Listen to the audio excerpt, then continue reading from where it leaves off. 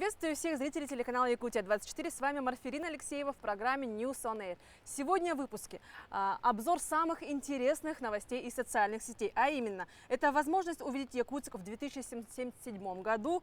Расскажу, куда дошел якутский всадник Дагуйдан Винокуров, а также покажу косулю альбиноса, медвежонка-попрошайку и наикрутейших библиотекарей Сунтарского района. Давайте же приступим. Наш якутский Чисхан стал лицом бренда рекламы жвачек голландского производителя. Сказочный персонаж из Якутии, настоящая звезда в Нидерландах. Рекламные стенды с властелином холода можно встретить в любых супермаркетах страны.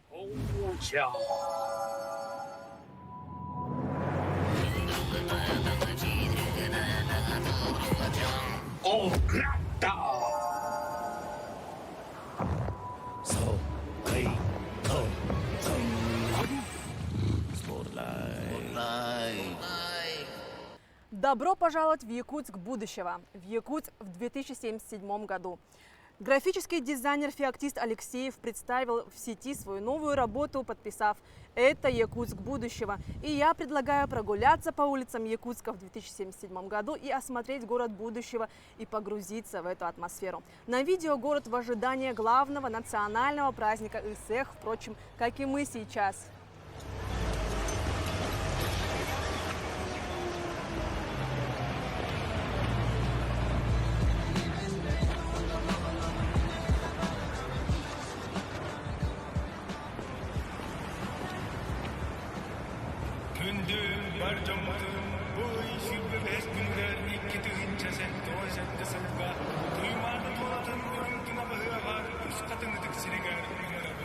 Дорогие жители города Якутска, приглашаем вас на праздник Исэх, который пройдет 25 июня 2077 года в Усах-Хатын. Библиотекари Сунтарского района заряжают позитивом. Осторожно, от крутости можно ослепнуть. С такой подводкой распространилось видео в социальных сетях. Сотрудники библиотеки, одев очки, раскачивают под молодежный бит. 9 июня во всех кинотеатрах страны стартует показ фильма «Голоса Арктики». Это масштабное кинопутешествие за полярный круг, в котором соединяются тайны шаманов и жизнь в арктической пустыне, современный технологический прогресс и борьба малых народов за традицию и культуру. Фильм состоит из 3 самостоятельных новелл, которые соединяет Денис Симачев.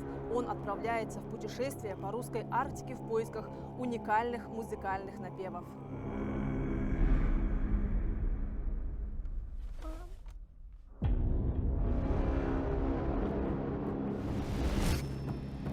Много смертей находил я. Страшно. Всегда страшно. Мистики очень много, да.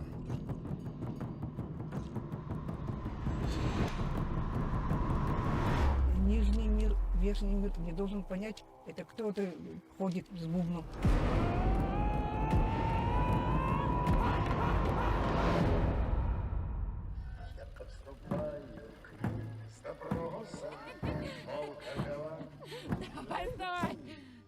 Она смеется и смеется, и носом тычется в шинель.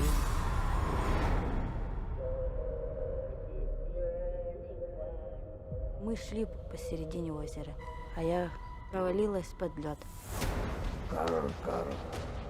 Тундра не шутит. Тундры нет. Ошибок ему и не прощает. Как же мне в краю родном не заботиться о нем.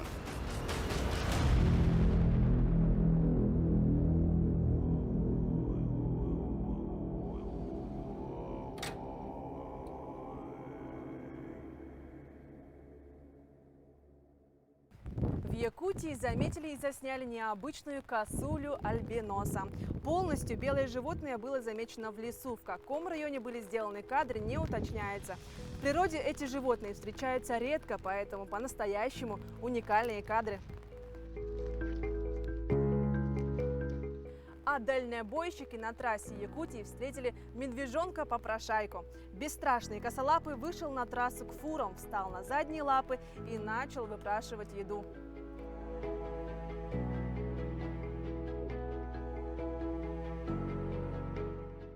Якутский всадник Дагуйдан Винокуров, идущий на якутских лошадях с Аймекона до Москвы, недавно стартовал с города Курган. Следующий город в маршруте – это Челябинск. Протяженность похода уже составила более 9000 километров. До Москвы осталось 2000 километров. В Кургане Дагуйдана и его лошадей очень тепло встретили, провели пресс-конференцию и экскурсию по городу. Как сообщает Дагуйдан в своем блоге, у него в планах открыть музей якутской лошади. Я уверен, что это будет не менее интересный музей, чем музей мамонта. Думаю, он тоже будет народным. Призываю всех коневодов республики оставлять пожелания и предложения, пишет Дагуйдан. Кстати, всадник не раз рассказывал, делился в своем блоге о том, что в дороге самое сложное – это отсутствие воды, то есть ее дефицит, и, конечно же, клещи. Как раз таки и у нас в Якутии настал сезон клещей. От укуса клеща пострадало уже более 100 человек в Якутии. Случаи нападения зафиксированы в 8 районах республики и в Якутске. Больше всего случаев укусов клещей произошло в Ленском, Алданском и Нерюнгринском районах. В связи с сезоном отпусков и дальних поездок на авто будьте осторожны и защищайте себя и своих детей. Несколько практичных советов нам дал Олег Попов, руководитель Центра помощи. Одеваться, конечно, в первую очередь хорошо надо. То есть у нас, смотрите, видите, специальная вот одежда, да, она вроде легкая, заправлено все внутрь сюда и сверху еще, да. То есть здесь они, клещи, будут соскальзывать, они не будут цепляться здесь. Ну, перчатки, капюшон, это не лишнее никогда не будет. Есть, конечно, антиклещевые вот эти спреи. Ну, все-таки бывают, конечно, такие варианты, что все-таки клещ упал, укусил. Что нужно делать? Во-первых, не паниковать. Не все клещи одинаково опасны, он может быть безопасный, просто это выглядит немножко ужасно, там набухает все. Не надо его пытаться вытащить, не надо его пытаться расковырять, расчесать, не надо мазать его керосином, маслом, это бесполезно. Есть варианты, там, что пока со шприцов вытягивают, тоже, ну, как бы уже лайфхаки вот эти все попробованы, не работают. Единственный вариант сработался, это вот берешь нитку. У нас у всех есть аптечка, в принципе, могу показать, как это делается. Берешь нитку, просто петельку, завязываешь. Это надо делать вдвоем желательно. То есть торчащую вот эту жопку завязал, петельку завязал и крутишь по часовой стрелочке. И он просто выкручивается. И немножко тянешь, выкручивается. Я уже так делал, в принципе, и товарищу делал, и собаке. Ну что ж, я не могу не отметить такую колоссальную смену погоды. Буквально несколько дней стояла такая большая жара, и сегодня вот наконец дождь. А мы все равно продолжаем работать в открытой студии News on Air. Давайте продолжим дальше. У якутских овцебыков, завезенных в Магаданскую область, появилось потомство. В ходе мониторинга магаданские специалисты обнаружили 2 овцебычат. Им всего пара недель. Они хорошо держатся на ногах и ни на шаг не отходят от матерей. В прошлом году 2 самки, завезенные на остров, в 2018 году дали первое потомство. По мнению специалистов, овцебыки только на 3-м году жизни начинают давать потомство. Арктические животные успешно приживаются на острове Завальялово. Там созданы благоприятные условия, чтобы овцебыки свободно размножались в дикой природе. А вот в селе Барагонцы Усть-Алданского района бездомная собака сама себе выбрала хозяина и добилась того, чтобы он ее приютил. Давайте посмотрим в следующем материале подробнее эту историю. Жители Барагонцев этой весной не раз замечали породистую бездомную собаку на улицах села. Потерялось ли животное или его выгнали, неизвестно. Почти 2 месяца, начиная с апреля, лабрадор почему-то гонялся за местным трактористом. Тракторист, так приглянувшийся лабрадору, 10 лет работал сварщиком. Сейчас оказывает частные услуги населению. Как признается сам, очень любит домашних животных. И наверняка бездомный пес это почувствовал и настойчиво напросился к нему в питомцы. Новый хозяин дал ему кличку Харачас – Чернушка. Вначале бегал за мной, постепенно к нему привык, затем стал ходить ко мне во двор, а потом и вовсе осмелел, и теперь не отстает. Сейчас Иннокентий и Карачас – неразлучные друзья. Хозяин удивляется сообразительности и быстрой обучаемости лабрадора.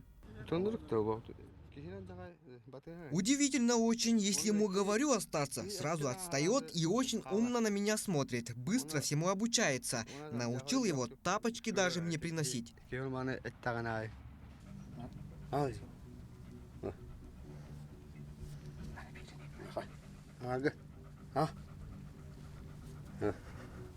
В скором времени Иннокентий собирается заехать в новый дом, который сейчас достраивает, и радуется тому, что появился верный друг и охранник дома. Туяра Филиппова, Аял Малакотин, Владимир Копырин, Петр Аргунов, Барагонцы, Усялданский улус. Ну а на этом наш экстремальный такой выпуск подошел к концу. Смотрите по будням News on Air в 11 и 17 часов. Всем отличного настроения и хорошего дня!